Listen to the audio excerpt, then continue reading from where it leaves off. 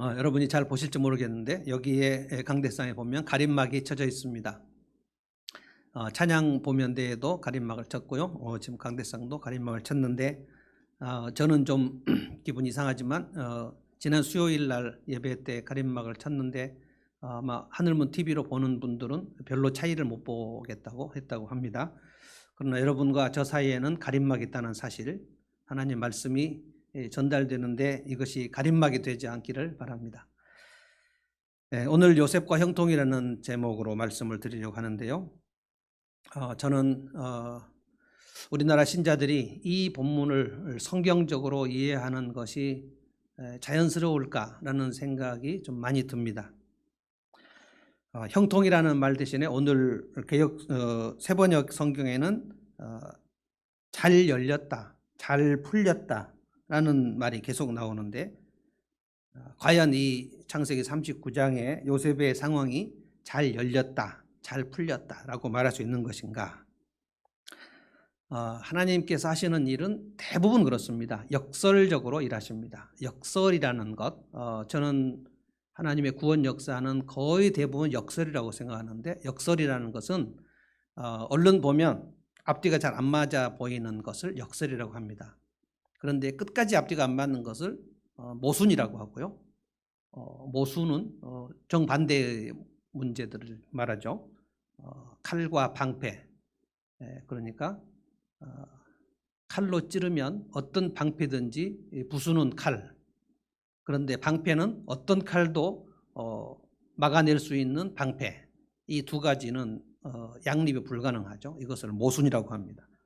그런데 성경은 모순되는 일처럼 보이지만 역설적으로 되는 일, 결국에는 하나님께서 돌아보면 이 일은 앞뒤가 안 맞는 것처럼 보이지만 하나님이 하시는 일이구나.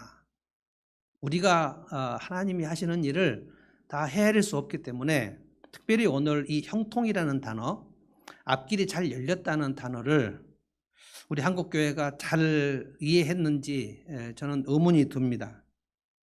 왜냐하면 세상 살면서 일이 잘 풀렸다, 형통했다 라고 얘기할 때는 세상적으로 볼 때는 그 사람이 공부하는 길이 열려서 아주 좋은 대학교를 들어갔다, 그랬을 때 일이 잘 열렸다 라고 얘기하고요. 가게를 오픈했는데 사람들이 막 미어 터지게 들어왔다, 그러면 가게가 좀 잘 된다, 성공적이다 라고 얘기하는 거고요. 직장에 들어갔는데 상사들의 눈에 들어가지고 계속해서 승진을 거듭했다, 그럼 그 사람이 잘 열린다, 잘 풀린다 라고 얘기하죠. 사업을 했는데 무슨 신문이나 뉴스에 등장을 하면서 거기에 많은 투자자들이 몰린다, 이러면 그 일이 형통하다, 잘 된다 라고 얘기합니다. 그런데 오늘 본문은 그런 차원으로 전혀 말하지 않습니다.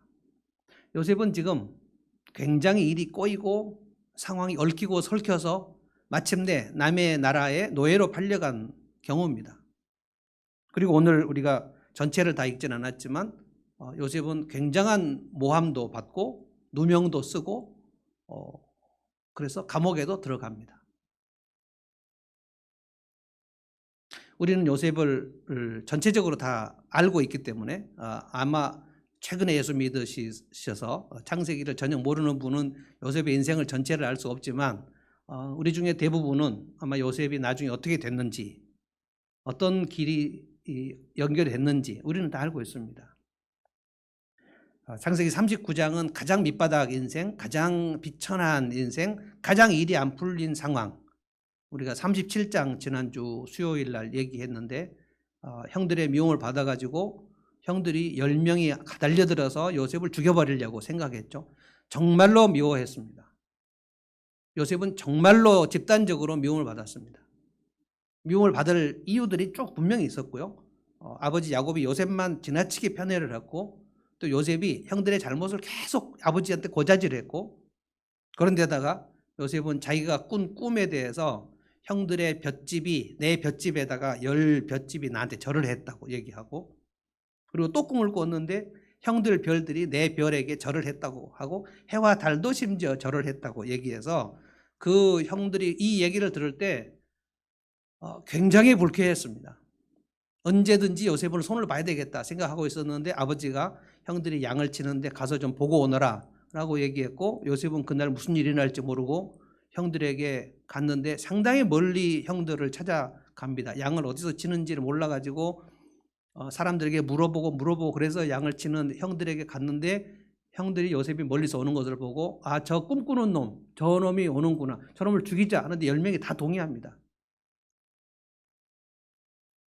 이것이 무슨 형통입니까? 죽여버리려고 그랬는데 르우벤 형이 죽이지는 말고 구덩이에 넣자 라고 해서 겨우 살아났고요. 죽여버리려고 했는데 넷째인 형 유다가 그 죽이지 말고 우리 이집트에 팔아버리자 라고 해서 겨우 목숨이 살아났어요. 그리고 오늘 본문입니다.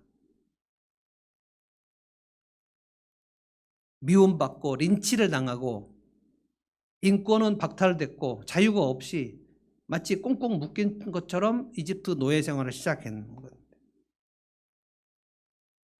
그런데 성경은 39장의 형통이라는 단어를 잘 풀렸다, 일이 잘 됐다라는 얘기를 3번이나, 오늘 본문에 2번이 나오고, 그리고 39장 맨 마지막에 감옥에 들어갔는데 그 감옥 생활이 너무 잘 풀렸다. 저는 이 요셉의 형통에 대해서 한국교회가 제대로 설교하지 않았을 거라는 생각이 듭니다. 왜냐하면 총리가 되는 시점은 41장에 나옵니다. 지금 17살이고요. 요셉이 17살에 이집트 노예 생활을 시작했는데 이집트 총리가 된 게 30살입니다.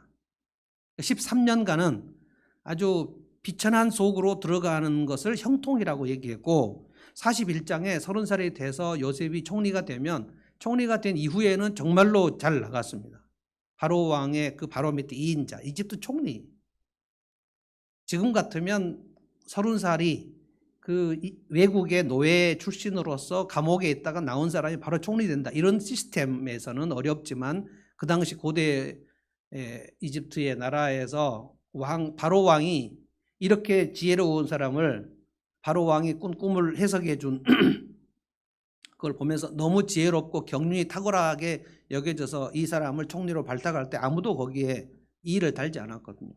그리고 거기 이집트의 제사장의 딸인 아내를 맞이했고, 그리고 갑자기 좋은 집과 좋은 마차와, 그러면 41장이 우리를 생각하면 요셉은 그때부터 형통하게 되었다라고 얘기를 해야 되는데 41장에 요셉이 형통했다 이런 단어가 없습니다. 형통이라는 단어는 39장에 3번 반복해 나옵니다. 그러니 성경이 말하는 이 형통이라는 무엇인가, 성경이 그 인생이 잘 나갔다라고 얘기하는 것이 세상적으로 말하는 것과는 전혀 다르다는 사실을 우리가 많이, 저는 오늘 이 설교를 여러분에게 준비할 때 여러분이 이 말씀을 정말 명확하게 이해하고 내 삶에 적용을 할 수 있기를 정말 바랍니다. 왜냐하면 한국교회 성도들은 이 형통에 대해서 그냥 성경이 말하는 형통은 세상이 말하는 형통과 별 차이가 없을 거라고 생각하는 것이 대부분이에요. 예수 믿고 복받아서 부자 되고 건강하게 되고 잘 나가자, 이게 소위 말하는 삼박자 축복입니다. 우리나라 1960년대부터 순복음 신앙이 강타를 해가지고 장로교든 순복음이든 성경교든 우리는 거의 다 예수 믿고 축복받는다, 예수 믿고 복받았자. 그래서 그 복을, 삼박자 축복은 뭐냐면 예수 잘 믿어서 건강하게 되고 예수 잘 믿어서 부자 되자. 그래서 그걸 번영신학이라고 얘기해요. 영어로 말하면 헬스가 건강이에요. 웰스는 재물입니다. 헬스 앤 웰스 가스펠이라고 그래요. 예수 믿고 부자 되고 예수 믿고 건강하자. 그러니까 예수를 잘 믿으면 건강하게 된다. 병 나도 병 들어도 다 낫는다. 다 낫는다. 그러니까 병 들어서 낫지 않은 것은 예수 잘 못 믿는 거다. 예수 믿고 부자 되자. 예수 믿어서 고지대를 점령하자. 1980년 이후 대한민국 기독교의 그 주류 세력들, 기독교 교사들이 주로 많이 가르친 게 고지대론입니다. 예수 믿는 사람이 서울대 가고 예수 믿는 사람이 유학 가고 예수 믿는 사람이 이 나라의 상층부를 점령하자. 그렇게 되지 않은 것도 아니에요. 예수 믿고 다 변호사 되고 판사 되고 검사 되고 그래서 이 나라의 상층부들이 신자들이 많습니다. 그래서 어떻게 됐습니까? 고지대를 점령해가지고 우리나라가 복음화가 됐습니까? 근본적인 신학의 결핍입니다. 예수를 믿어서 우리나라 상층부를 가면 그 상층부에서 마치 낙수 효과하고 똑같은 그런 생각을 가지는 거예요. 판사 되고 검사 되고 국회의원이 되고 대통령이 되고 그래서 예수 믿는 장로님이 국회의원이 대통령이 돼야 된다고 생각하는 사람들이 얼마나 많았는지 몰라요. 우리나라 대통령 중에 장로가 3분입니다. 이승만, 김영삼, 이명박 3분입니다. 오늘 성경이 말하는 형통이 무엇인가를 여러분이 성경적으로 가슴에 새겨서 과연 나는 지금 성경이 말하는 형통의 삶을 살고 있는지 정확하게 깨닫고 있어야 돼요. 2가지뿐입니다. 하나는 요셉의 형통은 무엇이냐면은 그 상황이 어떠한가를 말하는 것이 아니라 그 상황에서 그가 하나님과 가까운가, 그가 하나님과 가까운가. 그러면 성경은 그 인생을 형통이다라고 얘기해요. 하나님과 멀어졌는데 그 일이 잘 된다? 잘 될 수도 있죠. 하나님과 계속 멀어지는데 그 일이 잘 된다. 이것을 성경은 악인의 형통이라고 얘기합니다. 하나님이 내버려 두시는 거예요. 하나님이 그 관계가 그 자기 백성이 하나님과 관계가 멀어지는데 그 일이 점점 잘 된다. 그건 자기 백성이 아니다. 하나님의 백성이 아닌 경우에 해당돼요. 하나님과 멀어지면 하나님께서 그 인생을 징계하시죠. 그래서 그 인생이 막힐 수밖에 없어요.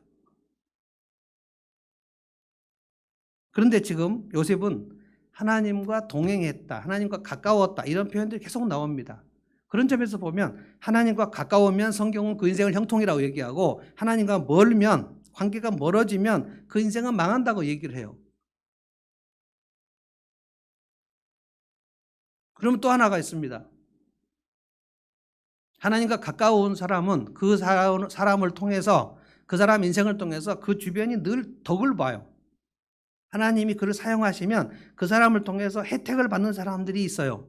그 주변이 혜택을 받습니다. 이걸 복의 통로라 그래요. 요셉의 인생을 잘 보시면 이 2가지 포인트밖에 없습니다. 고난이 좀 있고 역경이 좀 있고 좀 어렵고 힘들고 비천하고 인생이 꼬이고 삶이 어렵고 그렇지만 요셉에게 있는 2가지의 포인트를 우리가 가져야 돼요. 첫 번째, 나는 하나님과 가까운가? 내가 몇 년 전보다 지금 하나님과 더 가까운가? 그러면 성경은 그 사람의 인생을 형통이라고 얘기합니다. 1절을 보십시오. 요셉이 이집트로 끌려갔다. 이거는 죽을 뻔하다가 지금 겨우 살아나가지고 구덩이에 들어갔다가 형들이 구덩이에다가 집어넣고 나서 형들이 구덩이 위에서 같이 도시락 먹었거든요. 낄낄대면서. 굉장히 비참한 시간이죠. 그런데 겨우 살아나가지고 은 20에 이집트의 형들이 돈 받고 팔아버렸죠. 이집트로 가는 이스마엘 상인들이 요셉을 노예로 끌고 갔습니다. 근데 어디로 갑니까? 요셉을 이집트로 끌고 간 이스마엘 사람들은 바로의 신하인 경호대장 이집트 사람 보디발에게 요셉을 팔았다. 우리는 알죠. 왜 바로 왕의 경호실장 시위대장 보디발의 집으로 가야 되는지 우리는 알지만 이걸 전지적 시점이라고 한다고 그랬죠. 전체적으로 그 코스가 지금 어느 코스인지 그리고 그 다음에 어떻게 되는지 우리는 다 알아요. 이 전지적 시점을 하나님께서 우리 인생을 향하여 가지고 계시죠. 근데 요셉은 지금 모릅니다. 왜 내가 이렇게까지 형들의 미움을 받아야 되는지도 모르고 왜 지금 내 인생이 이렇게 꼬이는지 알 수 없어요. 이집트로 왜 가야 되는지 모릅니다. 나중에 요셉이 이것을 깨닫고 하나님께서 나를 이집트로 보내신 것은 우리 백성을 이집트로 다 데려오시기 위함이구나. 나를 먼저 보내셨구나. 이것을 나중에 깨달아요. 지금은 모릅니다. 그런데 놀라운 것은 2절입니다. 주님께서 요셉과 함께 계셔서 앞길이 잘 열리도록 그를 돌보셨다. 요셉은 그 주인 이집트 사람의 집에서 살게 되었다. 주님께서 요셉과 함께 하셨다. 말을 바꿔볼까요? 요셉이 주님과 함께 있었다.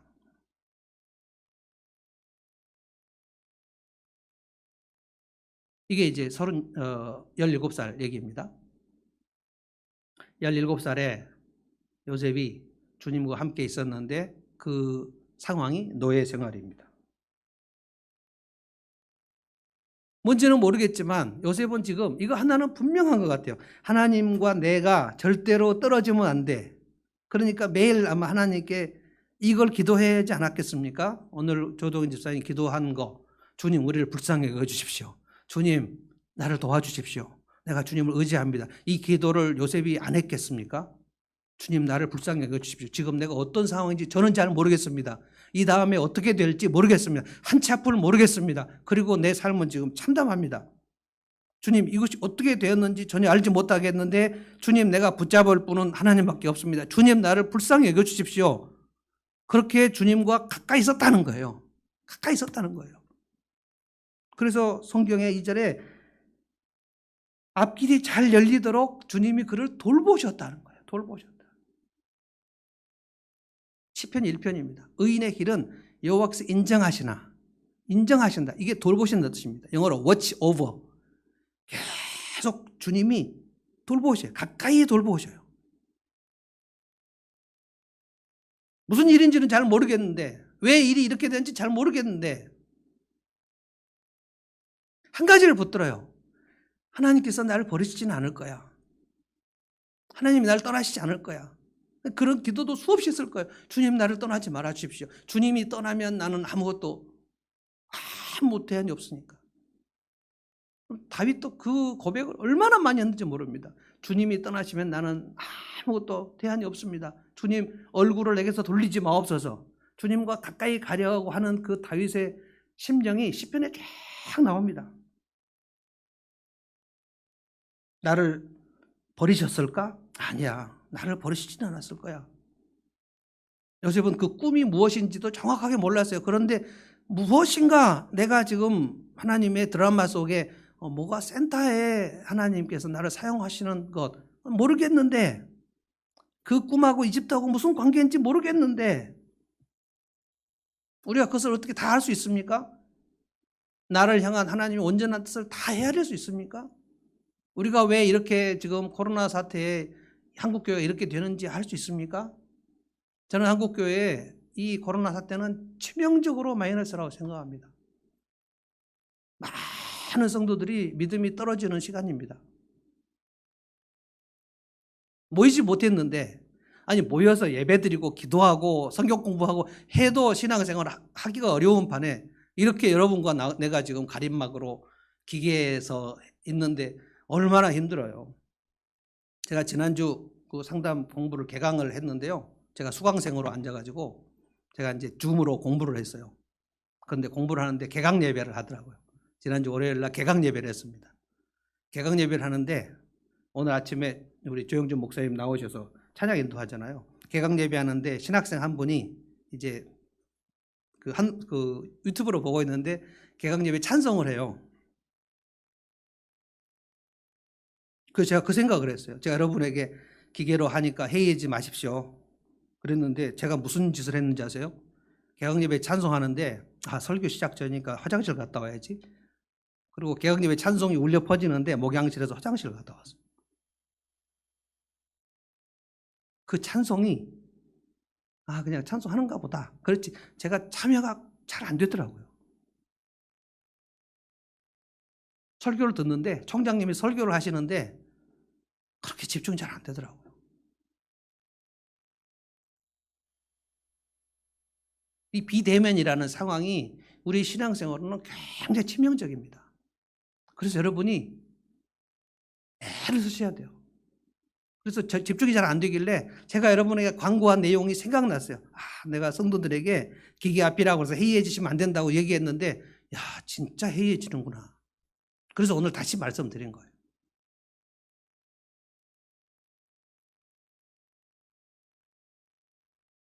지난번에도 말씀드렸지만 저는 광화문 집회 이후 한국 기독교의 역사가 광화문 집회 이전과 이후로 나뉠 것이라고 생각합니다. 아직도 그 집회가 잘했다고 생각하는 목사님들도 굉장히 많아요.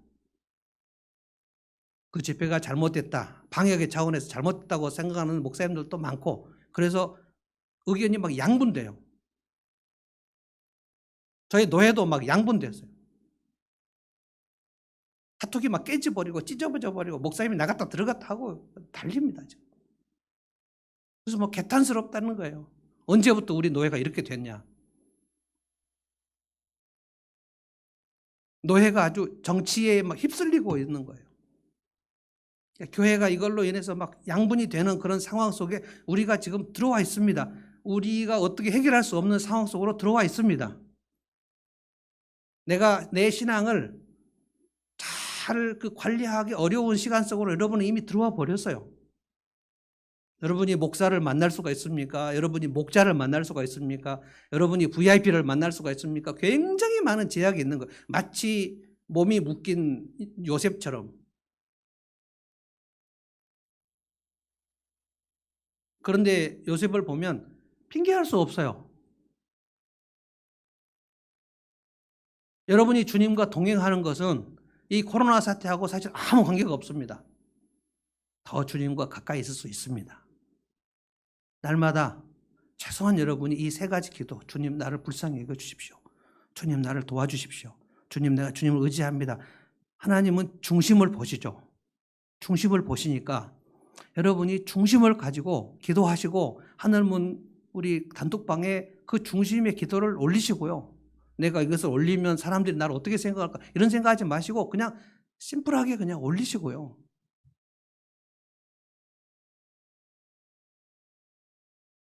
이 시간이 요셉이 노예 생활하는 그 시간하고 거의 비슷해서 제가 말씀을 드리는 거예요.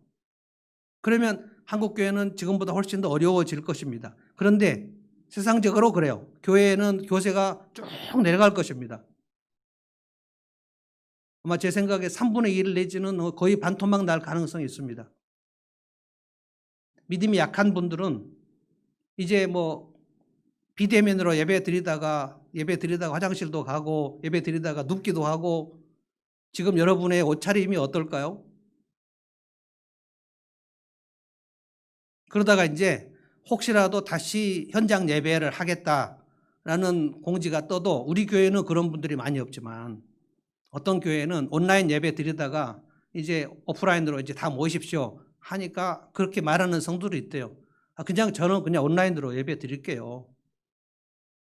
뭐 거기 꼭 교회에다 가야 됩니까? 목사님이 그냥 온라인도 하나님 받으시는 예배라고 하지 않으셨어요? 그러면서 그냥 현장에서 모일 수 있어도 그냥 온라인으로 하겠다. 또 온라인으로 하다가 그냥 하늘목교회 TV도 보다가 또 뭐 다른 교회 목사님 유튜브도 들어갔다 그냥 이렇게 그냥 기독교 TV 보다가 이렇게 신앙생활 하는 분들이 꽤 많아질 겁니다. 그냥 교회도 싫고 목사도 싫고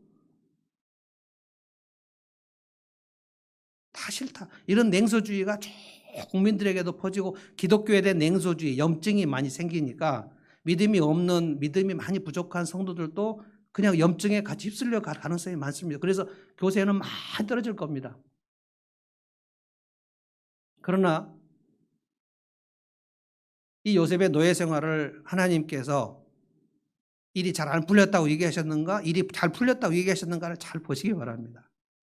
저는 진정한 성도가 남는 시대가 될 것이라고 생각합니다. 진심으로 하나님을 의지하고 진심으로 하나님께 나를 불쌍히 여겨달라고 고백하는 사람은 진심으로 그 기도를 매일 하나님 앞에 드릴 거고요. 하나님과 가까워질 거고요.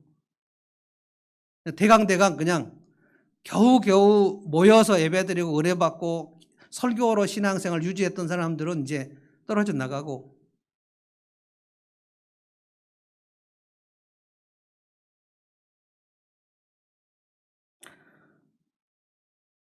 놀라운 것은 세상 기준으로 보면 요셉은 꼬이고 막히고 다치고 하나님 기준으로 보면 요셉은 하나님과 동행했으니까 형통했다. 그러니까 성경이 말하는 형통은 그 사람과 하나님과 지금 가까운가, 그 거리 측정, 그것으로 결정된다는 거예요. 하나님하고 그 사람이 관계가 가깝고 친밀한 거는 일단 그 사람만 알아요. 왜냐하면 그 사람이 힘을 썼는지 안 썼는지는 본인이 알죠. 근데 힘을 쓴 사람은 알아요. 근데 힘을 안 쓴 사람은 내가 지금 하나님과 멀어져 있는지를 알 수 없습니다. 하나님과 가까운 사람은 자기 영혼을 관리하거든요. 아, 내가 지금 이렇게 되면 영혼이 피폐하겠구나 라는 것을 아는 사람은 관리를 하겠죠. 우리 텔레비 보면 그 프로그램마다 그 몸매 관리, 그리고 얼굴 관리, 화장품, 피부 이 관리하는 프로그램 굉장히 많이 나오죠. 그래서 좀 건강과 뷰티에 관심 있는 사람은 자기 얼굴과 몸매를 정말 많이 관리합니다. 다이어트 프로그램도 많고 건강식품도 많고 무슨 뭐 보조약품도 많고 이것을 먹어라. 저 그래서 늘 제가 외우다시피 하는 것이 아로나민을 먹은 날과 안 먹은 날은 다르다. 그분이 얘기했는데 그냥 제게 은혜가 돼가지고 늘 아로나민 하나를 먹으면서 저도 이렇게 얘기 먹은 날과 안 먹은 날은 다르다고 했어. 뭐 주님 말씀처럼 관리하는 거예요. 그런 것 같아요. PPL인가? 아로나민 PPL. 몸매 관리보다 영혼 관리는 훨씬 더 중요합니다. 관리한 만큼 영혼을 관리하면 그 영혼은 튼튼해지고요. 영혼 관리 안 해주면 자기도 모르게 증상이 생깁니다. 증상 제가 3가지 말씀드릴게요. 영혼을 관리 안 하는 사람의 증상은 첫째 불안입니다. 불안, 두려움. 둘째 불만입니다. 불만이 많이 생겨요. 내 배우자에게도 불만, 회사에서도 불만, 내가 일할 때도 불만이 생겨요. 불안과 불만은 쌍둥이입니다. 영혼을 관리를 안 하면 불안과 불만이 굉장히 많이 생겨요. 그래서 결국은 일상에 짜증이 나요. 이게 영혼을 관리 안 하는 사람은 예외가 없습니다. 뭐 신자든지 신자가 아니든지 신자가 아닌 사람이 영혼을 관리할 이유가 없으니까 신자가 아닌 사람들, 비신자들은 일단 기본이 삶이 불안하다 생각하시면 돼요. 우리가 VIP를 만날 때 이 사람은 불안하다라고 전제하시면 맞아요. 그 사람이 대기업 부장이면 불안하지 않을까요? 그 사람이 사장님이면 불안하지 않을까요? 그 사람이 유학파 출신이면 불안하지 않을까요? 그 사람이 아기가 하나면 불안하지 않을까요? 2명 불안하지 않을까요? 아기가 어리면 불안하지 않을까요? 대학생이면 불안하지 않을까요? 말도 안 되는 소리입니다. 인생은 그냥 불안합니다.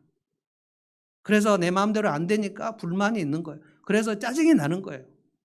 근데 신자이지만 영혼을 관리 안 하면 불신자처럼 그렇게 살아요. 어쩔 수 없습니다.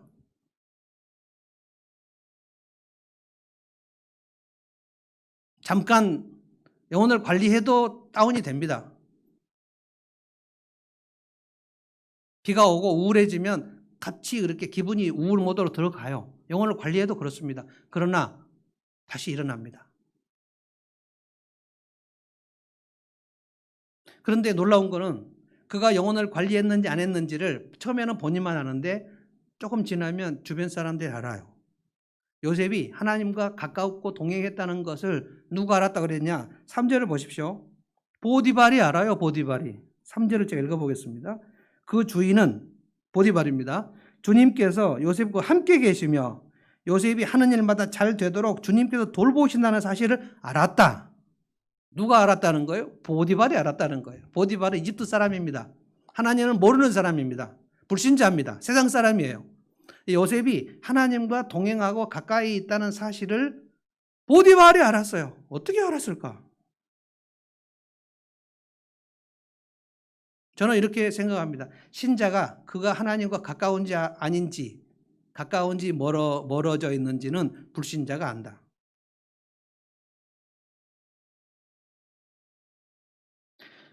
요셉이 보디발의 눈에 들어오기 시작한 것은 아마 첫날이 아니었을 거예요.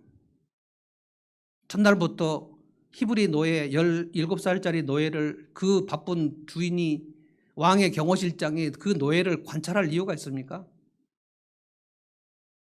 요셉이 하는 일이 무슨 노예 생활 첫날부터 대단한 일을 했을까요? 정말 허드렛 일을 시작했을 겁니다.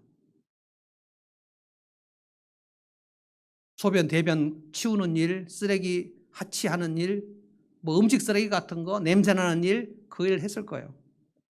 그런데 그 노예 요셉을 일을 시키는 그 바로 밑 상전이 관찰을 했을 거예요. 좀 뭐지? 왜 다른 노예들과 좀 다르지? 무엇이 쟤의 일상을 저렇게 바꾸는 것이지? 몰랐을 거예요, 처음에. 어떻게 합니까? 불신자가. 그 신자가 하나님과 동행하는지를 어떻게 알아요? 그런데 놀라운 거, 영혼을 관리하는 사람의 특징, 뭔가 불안, 불만, 짜증, 이게 많이 없는 거예요. 요셉은 그렇게 많이 불안해하지 않았습니다. 갑자기 소용돌이 회오리 바람에 쳐가지고 자기 인생이 막 난도질 되고 엎치락뒤치락 하는 상황인데 평정을 유지했어요. 이거는 여러분 그냥 하나밖에 없습니다. 하나님과 가까이 있는 시간, 우리로 말하면 말씀 묵상의 시간, 큐티, 개인 기도의 시간, 자기 영혼을 관리해요. 자기 영혼의 복원 능력이 있단 말입니다. 굉장히 지금 엎치락뒤치락 하지만 자기 영혼을 관리해요. 평형을 유지한단 말입니다. 그래서 그렇게 불안해하지 않았어요. 그리고 자기가 하는 일을 허드렛 일, 비천한 일을 하는 수밖에 없었어요. 왜 저렇게 하는가? 사도 바울은 에베소서에서 이렇게 얘기했습니다. 종들아, 노예들아, 너희가 하는 일을 주님께 하듯 예배하듯이 하라. 예배하듯이 그 일을 소똥 치우는 일을 예배하듯이 했단 말이에요. 그래서 저는 예배가 되게 중요하다고 생각하는 거예요. 우리가 예배를 어떤 태도로 드리는가 그것에 따라서 그 일상은 그 예배로 결정됩니다. 오늘 예배가 우리가 퀄리티가 낮으면 그 일상이 영적으로 퀄리티가 높다 말도 안 되는 거예요. 그래서 어떻게 하든지 여러분이 이 예배의 퀄리티를 높이셔야 돼요. 그래서 가능하면 저는 여러분이 뭐 지금 그런 상황도 아닙니다만 제가 오늘 조동현 집사님 넥타이를 차고 오시는 거 보고 놀랐습니다. 저분이 영혼을 관리하시는구나. 저분이 넥타이를 엄청 싫어하시는 분. 넥타이가 집에 없대요. 지금 나이가 50이 넘으셨는데 넥타이가 집에 없어요. 마이도 없었대요. 근데 지난번에 3월달인가 대표기도 할 때 마이를 사셨어요. 근데 그때도 좀 저항을 하셨어요. 넥타이는 안 썼더라고. 마이를 사고 그리고 단추를 꿰고 대표기도를 하셨는데 오늘 보니까 넥타이를 쓰셨어요. 형통입니까? 저는 그래서 가능하면 예배 드릴 때 내 집에 있는 옷 중에서 가장 단정한 옷, 가장 비싼 옷이라고 하지 않았습니다. 가장 정중한 옷, 그것이 남자들에게는 정장입니다. 정장을 입으면 뭐 예배가 잘 된다 이런 얘기가 아니에요. 내 자세를 말하는 거예요. 그래서 여성들도 예배를 드리러 오실 때는 내가 아주 중요한 분을 만나러 갈 때의 그 복장을 하셔야 돼요. 아무거나 입고 핫팬츠나 슬리퍼 신고 막 예배를 드리러 가는 게 아니란 말이에요.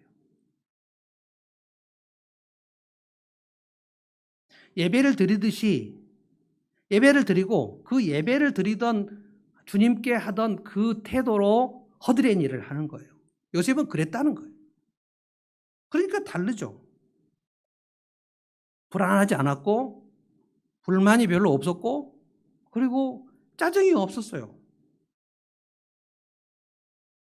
이 일들을 요셉의 관리하는 사람이 보다가 그 윗사람한테 보고가 올라갔고 저 히브리 노예가 10대인데 쟤는 좀 뭔가 좀 다릅니다. 뭐가 다른지는 아직 모르겠지만 보고 드립니다. 올라가고 보고 올라가서 그래서 집 주인 보디발의 귀에 그게 들렸고 보디발이 드디어 신경을 쓰고 저 노예를 관찰하기 시작했는데 과연 내가 보고받은 그 보고의 내용과 합당하게 그 히브리 노예 쟤는 뭐가 달랐다는 거예요. 눈이 반짝거렸고 내가 할 수 없이 이 형들에게 미움받아 끌려와가지고 여기서 그냥 다 인생이 끝난 것처럼 살지 않았다는 거예요. 그 비천한 허드렛 일을 하면서. 이거를 우리 주님께서 누가복음 16장에 뭐라고 말씀하셨냐면은 작은 일에 충실한 자는 큰 일에도 충실하고 작은 일에 불충한 자는 큰 일에도 불충하다. 그래서 그 작은 일에 요셉은 충실하게 했다. 자기 영혼을 관리했으니까. 이것은 여러분 셀프 훈련입니다. 스코트 팩의 책 서두에 보면 훈육이라고 나옵니다. 훈육 첫 파트가 아직도 가야 할 길. 훈육. 그거는 자식 훈육을 말한 게 아닙니다. 자기 셀프 훈련. 내가 지금 내 오늘 일상에서 어떠한 태도로 임하고 있는가. 놀라운 거는 스코트 팩이 그 책을 쓸 때 크리스찬이 아니었어요.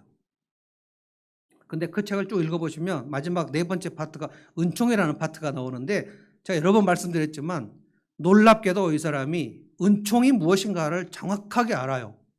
그리고 그 책을 쓴 다음에 나중에 거짓의 사람들을 쓰기 전에는 크리스찬이 됩니다. 아마 아직도 가야 할 길을 쓰던 그 시점에 우리로 말하면 영어로 시커라 그럽니다. 시커, 구도자. 하나님을 향하여 복음을 향하여 오던 중이었는지 모르겠어요. 셀프 훈육이 크리스찬들에게 굉장히 중요합니다. 요셉이 지금 그 영혼을 관리해주는 무슨 목사가 있었겠습니까? 목자가 있었겠습니까? 성경책이 있었습니까? 요셉의 시점에 성경책이 어디 있습니까? 하나님께서 그에게 주셨던 두 가지 꿈밖에 없어요. 그 꿈을 매일 묵상한 겁니다. 그리고 아마도 아버지 야곱에게 우리가 아브라함의 자손이라는 사실을 좀 들었을 거예요. 우리는 아브라함의 후손이다. 아브라함, 우리 조상 아브라함에게 하나님이 주신 약속이 있고 하나님의 약속은 우리를 큰 나라로 만드시고 거룩한 나라로 만드시려고 우리 조상 아브라함을 택하셨고 그리고 지금 오늘 여기에 있고 요셉아 너는 어떻고 그 정체성에 대해서 야곱에게 들었을 가능성이 있습니다. 그런데 지금 아버지도 없고 지금 이집트의 노예로 팔려와 있는 시간인데 우리로 말하면 뭐 매일 성경 책자가 있는 것도 아니고 아무도 그 영혼을 관리해주는 누군가가 없어요. 본인이 관리합니다. 본래 영혼 관리는 자기가 하는 겁니다. 목사는 그 영혼을 관리하도록 자극을 주는 거고요. 제가 맨날 얘기했죠. 종로학원 영어 강의하고 똑같다. 설교는. 영어 단어는 자기가 외우는 거다. 계속 보디발이 관찰했을 때 그 요셉의 영혼 관리, 하나님과 가까운 그거를 보면서 아, 요셉은 자기 신과 가깝구나. 자기의 신이 하나님이 누군지 모르니까 보디발은 저 요셉이 섬기는 신이 저를 돌보는구나. 이것이 여러분 우리 VIP가 우리를 보면서 반드시 포착해야 될 포인트입니다. 그래서 우리가 VIP가 있는 목장 모임에서 감사한 일을 나누는 거예요. 감사한 일은 뭐냐면 하나님께서 내 삶에 한 주간 행하신 일들을 그냥 일상에서 얘기하는 거예요. 이런 일이 있었고 저런 일이 있었고 그건 하나님께서 내게 행해 주신 일이라는 뜻입니다. 하나님이 이렇게 해주셨어요 라는 뜻이에요. 그것을 우리 목장에 오는 VIP들이 듣는 거예요. 왜 저 사람은 자꾸만 감사한 일을 자기 하나님이 해주셨다고 하는 거지? 힘든 일은 뭡니까? 힘든 일. 우리는 힘든 일이 훨씬 많아서 목장 모임하면 바로 힘든 일부터 얘기하려고 하는데 힘든 일은 제가 정리해 드릴게요. 하나님께서 다음 주에 하실 일이에요. 내 힘으로 할 수 없는 일이에요. 그 일들을 나누는 겁니다. 그러면 내가 힘든 일을 나누면 목장에서 나누면 그 일은 모두 기도 제목인 거예요. 하나님 불쌍히 여기십시오. 도와주십시오. 내가 할 수 없습니다. 이게 기도 제목인 거예요. 그러니까 목장 모임에서는 하나님이 행하신 일과 하나님이 행하실 일 두 개밖에 없어요. 감사한 일과 기도 제목밖에 없는 겁니다. 오늘까지 온 거는 무슨 여러분의 능력으로 온 것도 아니고 내일부터 사는 것도 여러분 능력으로 사는 것도 아니에요. 그냥 하나님 행하신 일, 오늘까지 오게 하신 일이 감사한 거고 그리고 내일부터 내가 지금 할 수 없는 이 버거운 일이 너무너무 많은데 이것은 뭐예요? 불안이 없어요. 영혼을 관리하면 불안이 없어요. 하나님이 하실 거니까. 나는 잘 모르겠지만 요셉이 언제 자기 일이 뭐 풀리고 언제 노예가 끝나고 압니까? 몰라요. 그런데 4절을 보시면 하나님이 길을 여셔요. 4절 읽어보겠습니다. 주인은 요셉이 눈에 들어서 그를 신복으로 삼고 집안일과 재산을 모두 요셉에게 맡겨 관리하게 하였다. 오늘 본문에 계속 나오는 게 맡겼다. 영어로 in charge of. 그를 책임자로 만들었다. 자기 집을 이거를 집사라고도 하고요. 집사. 집사가 우리 교회도 집사님들이 몇 분이 있지만 집사는 살림을 맡아서 하는 사람 집사라고 합니다. 영어로 매니저. 옛날 개혁성경의 청지기. 이게 다 맡아서 관리한다는 뜻입니다. 근데 보디발이 요셉을 이 친구가 지금 20살도 안 된 친구인데 노예인데 그 요셉에게 자기 집의 모든 재반 사물을 맡겨버렸다. 어느 정도로 신복인가요? 어느 정도로 신뢰를 했을까요?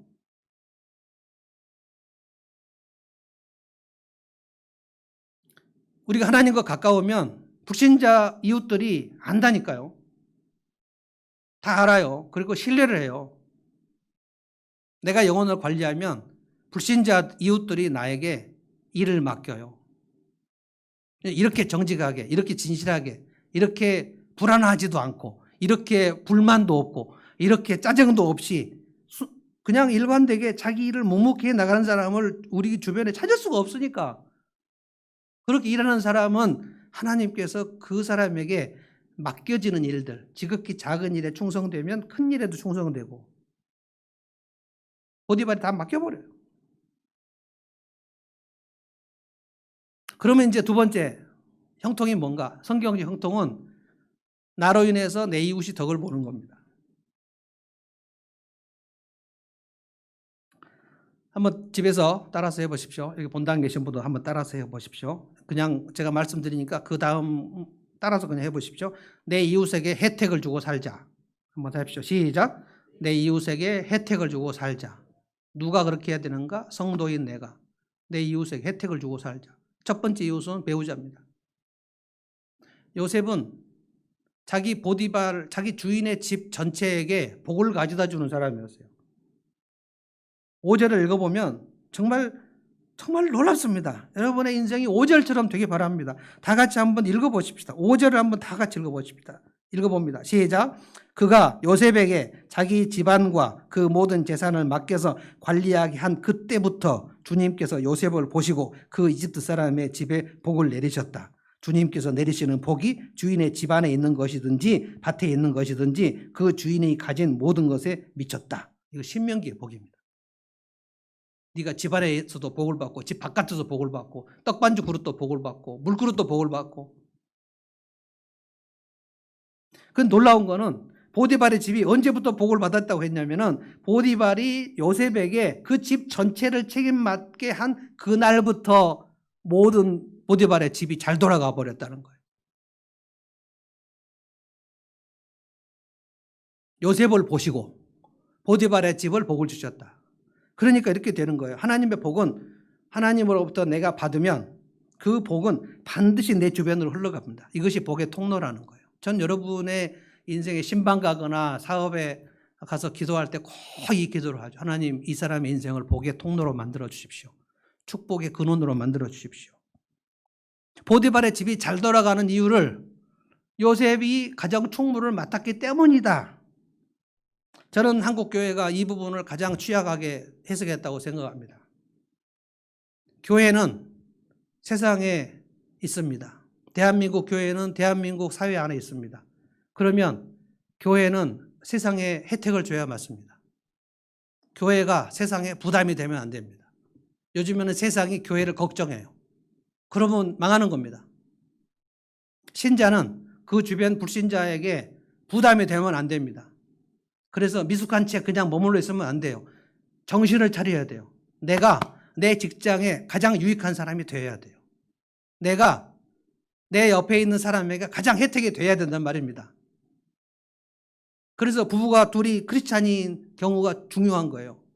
둘이 크리스찬인 경우에는 아내가 내가 예수님을 믿고 내가 예수님과 가까이 있어서 내 남편에게 혜택이 돼야 되겠다. 크리스찬 남편이 내가 예수 믿었으니까 이제 나 때문에 내 아내가 혜택을 입게 해야 되겠다. 덕을 끼치는 거예요. 이것이 복의 통로입니다. 이게 매번 된다는 뜻이 아니에요. 매번 안 될 때도 있습니다. 나로 인해서 내 이웃이 부담이 되어질 때도 많이 있죠. 그러면 가서 사과해야 되는 것이죠. 결혼 초에 부부는 정말 많이 싸웁니다. 한 7년 정도 싸운 것 같아요. 7년에서 10년 정도 싸우는 것 같아요. 나 자신이 익숙하게 하는 행동이 저 사람에게 얼마나 힘들고 불편한지를 알기가 어려워. 그래서 그냥 해야 돼요. 나는 이제까지 불편 없이 살았으니까. 그러나 왜 싸웁니까? 상대방이 불편하다잖아요. 그런데 이제 우리는 무슨 생각을 합니까? 네가 나를 더 불편하게 해. 라고 얘기하는 거예요. 근데 아닙니다. 요셉이 가장 초모가 돼서 그 보디발의 집이 그날부터 잘 돌아갔다는 거예요. 저는 우리 한국교회가 이 대한민국 역사에서 굉장히 혜택이 많이 있었던 시대를 알고 있습니다. 그게 교회가 복음이 처음 들어왔을 때입니다. 1884년에 복음이 들어왔을 때 그때 대동강으로 평양으로 복음이 들어왔거든요. 평양에 있는 교회들, 그 이름도 유명한 장대현 교회, 산정현 교회, 그 이름도 유명한 주기철 목사님, 평양신학교, 1907년에 평양신학교에서 목사 7명이 배출됩니다. 목사가 7명이 배출돼서 처음으로 노회가 탄생돼요. 노회. 대한여수교 장로회 노회. 그런데 노회가 하나밖에 없어요. 그거를 한국교회에서 동노회라고 그러면 동노회. 노회가 하나밖에 없어요. 독자. 하나밖에 없는 아들 독자죠. 동노회가 있었어요. 그 동노회 거기에 이제 우리 장대현 교회 장로님이 길선주 장로님이 목사가 돼요. 장대현 교회 목사. 최건능 목사. 예수 전당 막 부르쳤던 최건능 목사. 그리고 제주도로 선교하러 간 이기풍 목사. 제주도는 그때는 거의 남의 나라 같은 그런 선교로 사러 가가지고 거기서 정말 고통 많고 탄압을 받았지만 제주도 복음을 했던 이기풍 목사. 1919년에 우리 대한민국 기민련 독립선언 있었을 때 그 민족대표 33명 중에 상당히 많은 사람들이 크리스찬 지도자들이었습니다. 그리고 우리가 잘 아는 안창호 선생, 조마식 선생. 우리나라에 횃불이었어요. 기독교가. 언제부터 지금 이렇게 됐냐. 1960년부터 한번 잘 살아보세요. 잘 살아보세요 했다가 대한민국 경제개발 5기년 계획하고 고속도로 놓고 60년부터 80년까지 초고속 경제성장을 할 때 그때 교회도 우리도 한번 교회 성장해 보세요. 그래서 열심히 전도도 했어요. 그래서 60년부터 80년까지 30년 동안 한국교회는 정말 전 세계가 놀랄 정도로 이렇게 성장했습니다. 그래서 뭐 1974년, 1980년 여의도에서 100만 명이 모이는 대집회들을 했고 그런데 언제부터 이렇게 내리막길을 걸었는가? 1988년 서울올림픽 이후에 그리고 90년대 10년 동안 우리나라의 문화가 정말 급속도로 부흥을 하듯이 문화 부흥의 시대가 1990년이죠. 뭐 서태지가 나오고 신승훈이 나오고 그럴 때 한국교회는 그때 자성을 하지 못했습니다. 제가 서두에 말한 고지대론 예수 믿는 사람들이 우리나라 상층부를 점령해가지고 그 상층부의 기독교의 복음으로 한국을 복음화하자. 그래서 유학 간 사람들에게 복음을 전하고 그래서 외국 유학생들에게 복음을 전하는 코스타가 만들어졌어요. Korean Student in USA. 이게 코스타. Korean Student in Abroad. 외국의 유학생들을 위한 유학생 수련회. 그 사람들이 전부 석박사들이니까 그 사람들 복음 전하고 그 사람들 말씀으로 무장시켜가지고 유학 오면 교수가 되고 국회의원 되고 이 나라 상층부가 되잖아요. 그러나 과연 우리 한국교회가 복의 통로가 되었는가? 예수 믿고 복 받아서 내가 잘 살게 된 거 거기까지 끝나버렸는가? 아니면 예수 믿고 복 받아서 내 삶의 변화로 인하여 내가 주님의 말씀을 하나 변화돼서 내 인격이 변화되고 성숙해서 그래서 내 배우자에게 혜택이 되게 하자. 이것을 했는가? 요셉으로 인하여 보디발의 집에 복을 받았는가? 한국 교회가 세상에 혜택이 되었는가? 그걸 1990년부터 하지 못했습니다. 그래서 90년대 이후 2000년대, 2010년대, 2020년대까지 와서 KBS, SBS, MBC에서 계속 PD수첩, 추적 60분 한국교회 문제를 계속 진단했습니다. 2006년 SBS 프로그램 한국교회 이대로 좋은가? 그래서 불신자들이 나와가지고 대담을 하기를 한국교회 이대로 가서는 안 된다. 예수의 길, 세상의 길. 불신자들이 신자를 걱정하는 시대 되어버렸잖아요.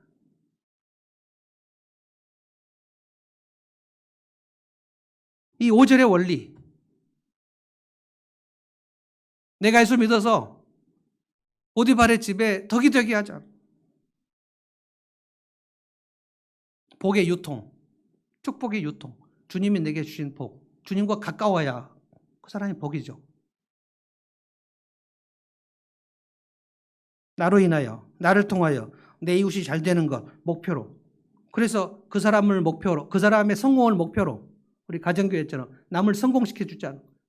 여러분 제 목표는 뭔지 아십니까? 하늘목의 목사로 여러분 마지막 날 주님 앞에 가서 상금 많이 받게 하는 게 제 목표입니다. 이 땅에서 부자 되게 하는 거 제가 할 수 없어요. 그건 여러분이 더 잘 아시죠. 사업을 어떻게 할 것인가 여러분이 알아서 하시고요. 저는 여러분의 영혼을 관리하는 하나님과 가까운가, 하나님과 먼가, 이것이 형통의 첫 번째인데, 하나님과 멀면 그 다음에는 아무것도 아니에요. 하나님과 먼데 그 사람 사업이 잘 된다. 그런데 그거 안 망했다. 그거 악인의 형통이에요. 지난 한 주간, 지난 몇 년간 나는 정말 하나님과 점점 가까워졌는가? 그것을 내 불신자들이 보고 나를 신뢰했는가? 그 내 영혼을 관리했는가? 내 영혼을 관리한 증거가 이제 불안하지 않은가? 옛날엔 많이 불안했는데 이제는 불안하지 않은가? 옛날에 불만이 많고 짜증이 많았는데 이제는 점점 없어졌는가?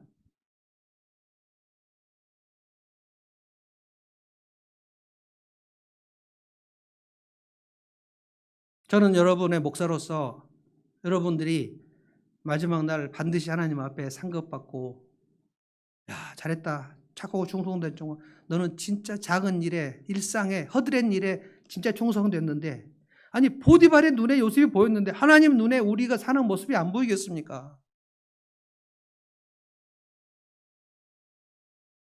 요셉이 무슨 인간관계를 잘하거나 뭐 사교성이 좋았거나 그러지 않았습니다. 그런 그냥 청지기 정신으로 하나님께서 이거 맡기셨다. 이거 종교적인 일도 아니에요. 비천한 허드렛 일이에요. 근데 그 일을 예배 드리듯이 그냥 드렸더니 하나님께서 그 길을 열어주셔서 결국은 가정 총무로 승진을 했어요. 요셉은 태도가 다릅니다. 일하는 태도가 달라요. 정직했고 공정했고 신뢰에 있었고요. 그래서 그냥 그 집이 잘 돌아갔어요. 믿을만 하니까. 저는 오늘 6절까지만 지금 설교를 했습니다만 7절부터 보면 요셉이 또 일이 꼬입니다. 그 집 사모님이, 보디발의 아내 사모님이 요셉을 너무 지나치게 총애하셔가지고 한번 같이 자자. 끈질기게 날마다 눈짓으로 유혹을 하고. 여러분 고대 이집트 사회에서 사모님이, 부잣집 사모님이 자기 노예 청년하고 같이 잠자는 거 이건 아무것도 아닙니다. 그리고 그 노예들은 그냥 황공할 뿐인 정도였습니다. 근데 요셉이 나는 못합니다 사모님. 거절하고 사모님하고 같이 있는 자리를 피하고. 마침내 요셉이 혼자 사모를 보고 있는 사모님이 들어오셔가지고 막 옷을 잡고 막 늘어지니까 요셉이 뿌리치고 나가다가 요셉의 옷을 그 사모님이 붙잡고 짜증나가지고 저 히브리 노예가 나를 겁탈하려고 왔다고 하루 종일 소리치고 울부짖고. 보디발의 집에 들어왔는데 집이 난장판이, 사모님이 울고 막 아내가 울고 왜 그러냐 그랬더니 저 히브리 노예가 나를 오늘 겁탈하러 들어왔다.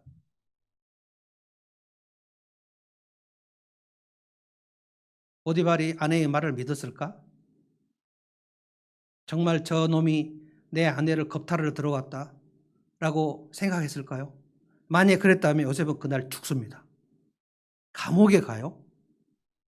노예가 사모님을 강간하러 들어왔는데, 그래서 증거가 있었는데 그 노예를 죽이지 않는다고요? 저는 보디발이 자기 아내의 말을 믿지 않았을 거라고 생각합니다. 그러나 노발대발하고 난리치니까 저 요셉 불러와라. 너 이놈 자식 어떻게 그런 일을 감옥에 쳐넣어라. 감옥에 들어간다는 것은 보디발이 자기 아내보다 요셉을 믿었다는 뜻입니다. 요셉이 그럴 리가 없어요. 그런데 제 아내가 난리를 치니까 감옥에 쳐넣어라. 여러분, 제가 보디발이면 만약에 내 집 주인, 내 집 노예가 내 아내를 건드렸으면 그럼 오늘 죽어요. 안 죽였다는 것은 보디발의 요셉을 그만큼 신뢰했다는 뜻입니다. 저놈이 저럴 리가 없어. 이 정도까지 신뢰를 얻어야 돼요. 근데 감옥에 들어갔습니다. 근데 이것을 또 39장에 보면 마지막에 주님께서 요셉과 함께 하셨고 요셉은 잘 풀렸다. 감옥에 들어갔는데 에이, 어떻게 이걸 잘 풀렸다 얘기할 수 있습니까? 성경적으로 보자고요. 감옥에 들어가야 돼요. 감옥에 들어가야 바로왕의 신하를 만날 거 아닙니까? 그래서 그 바로왕의 신하들의 꿈을 해석해 줘야 나중에 이 신하 중에 한 사람이 복직해가지고 바로왕 앞에 갔을 때 바로왕이 꿈을 꿨을 때 요셉을 추천한 거 아닙니까? 이게 41장입니다. 우리는 다 알아요. 요셉이 여기가 끝이 아니다. 마치 끝난 것처럼 생각됐을 겁니다. 왜냐하면 요셉의 이름은 더럽혀졌어요. 모두 보디발의 집에서 요셉은 사모님 강간 미수범, 파렴치범 아닙니까? 들어갔죠.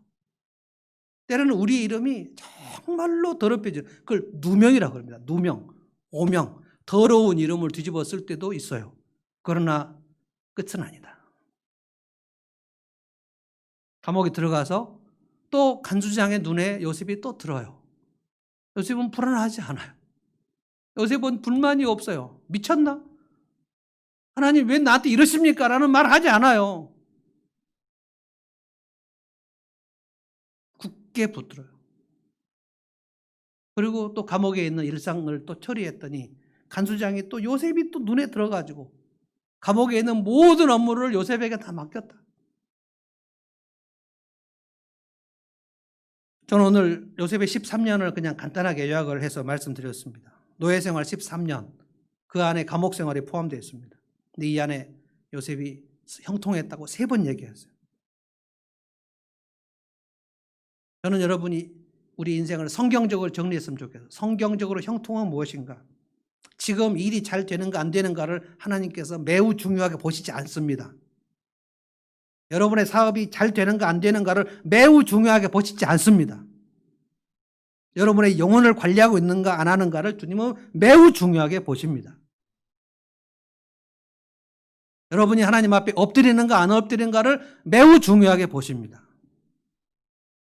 여러분이 여러분의 이웃에게 덕이 되고 있는가 부담이 되고 있는가를 매우 중요하게 보십니다. 2가지입니다. 형통, 성경적 형통은 2가지. 여러분이 하나님과 가까우면 하나님은 여러분을 형통했다. 인생이 잘 풀렸다. 왜냐하면 하나님과 가까우면 그가 하는 그 지극히 작은 일을 불안하지 않게 불만 없이 그리고 짜증내지 않고 묵묵히 일관되게 하니까 그 주변이 그거를 봐요.